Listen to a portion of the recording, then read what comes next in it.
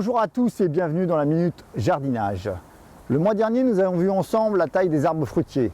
Ce mois-ci, nous allons voir la taille des arbustes à floraison estivale. Ceux à floraison printanière seront taillés juste après la floraison.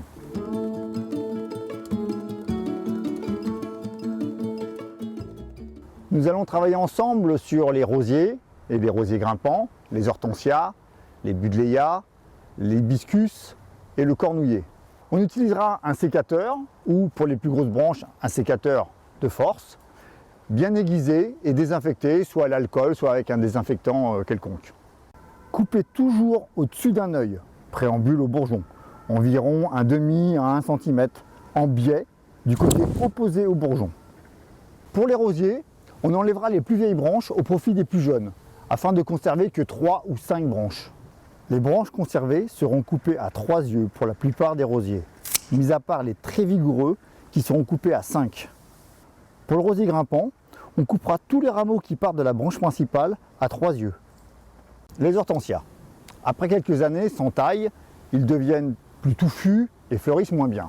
Une taille raisonnée permet d'assurer le renouvellement des branches sans compromettre la floraison. La floraison intervient sur des bourgeons en bout de tige, sur des rameaux qui ont 1 an et plus. Donc on évitera de le rabattre totalement, sauf si on veut le régénérer efficacement, mais cela nous priverait d'une bonne partie des fleurs. Il va donc falloir faire un tri entre les branches jeunes et les plus âgées. Les premières sont bien droites et brunes, alors que les dernières sont plus fortes, plus blanches et plus ramifiées, et seront coupées à ras pour les plus anciennes. Quant aux autres, elles seront rabattues à un embranchement ou juste au-dessus d'une pousse. Le buddléia, communément appelé arbre papillon, fleurit sur le bois de l'année. Et plus il sera taillé, plus il fleurira.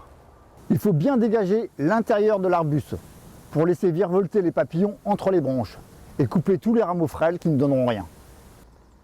On le taille très court à 2 yeux.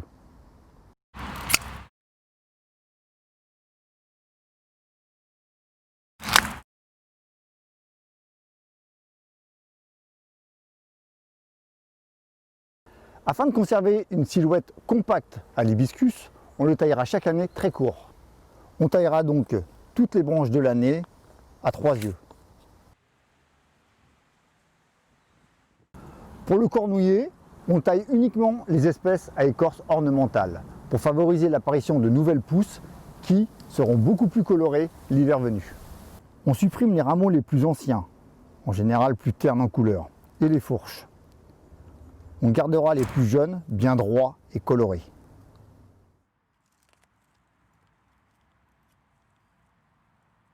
Maintenant, c'est à vous de jouer. Et bon jardinage à Royal Maison.